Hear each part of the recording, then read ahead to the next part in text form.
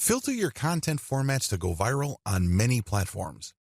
By simply taking content from one platform and then sharing it on another, you can get quite a nice flow of traffic.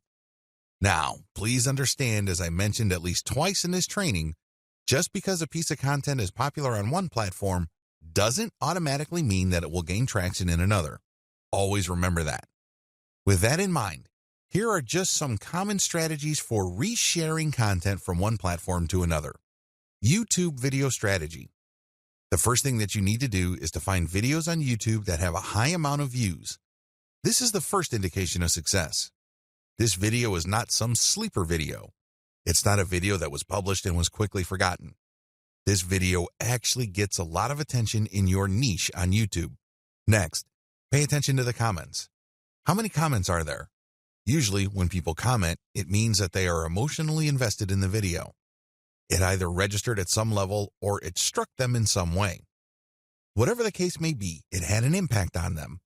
Look for high comment videos and, finally, look at the number of likes. This is not as important as the number of comments and the number of views.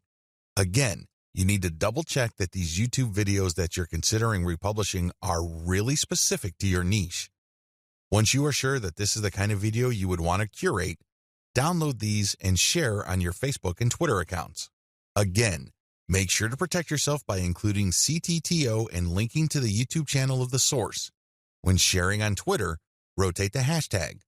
Similarly, you can download Facebook and Twitter video content and share on your YouTube channel. You're basically just doing things in reverse. Still, you're going to have to protect yourself by posting an attribution link next to the CTTO text. Picture strategy. Find viral infographic or picture content on Instagram and Pinterest. Share these on Facebook and Twitter with proper attribution. Do the same with viral Facebook and Twitter photo content, but on the Instagram and Pinterest platforms. Again, make sure you rotate your hashtags. Make sure that this stuff is really niche specific. Also, if you find viral content in your niche on Twitter and Facebook, look for accounts on Pinterest and Instagram that target those niches.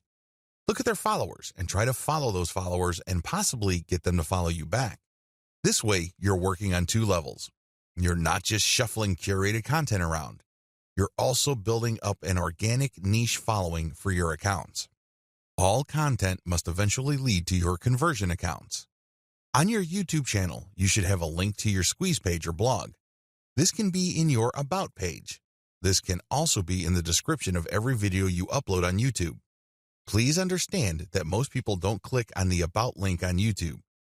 They might like your videos, but they might not bother to get more information about you. Do yourself a big favor and make sure that every time you upload a video, put your squeeze page URL or blog URL in the description section. Twitter strategy. On your Twitter account, make sure you include your squeeze page URL or your blog URL in your bio profile and rotate among these in the content that you are sharing.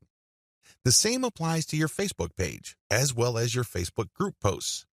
It's all about maximizing eyeballs to your squeeze page or your blog homepage URL. Of course, as I've mentioned several times before, when you are republishing curated content, you have to be hands-on. You can't just take content that is already popular and just shuffle it off to another platform or redistribute it on the same platform that content is already on. You're probably not going to benefit all that much from that content's viral appeal. You have to play around with the title, as well as the commentary, and really add more value to each piece of content. As you can probably tell, this is going to take quite some time, and that is why I suggest that you hire a virtual assistant with solid English skills from places like Fiverr, or if you're looking to save money, Cognoplus.com.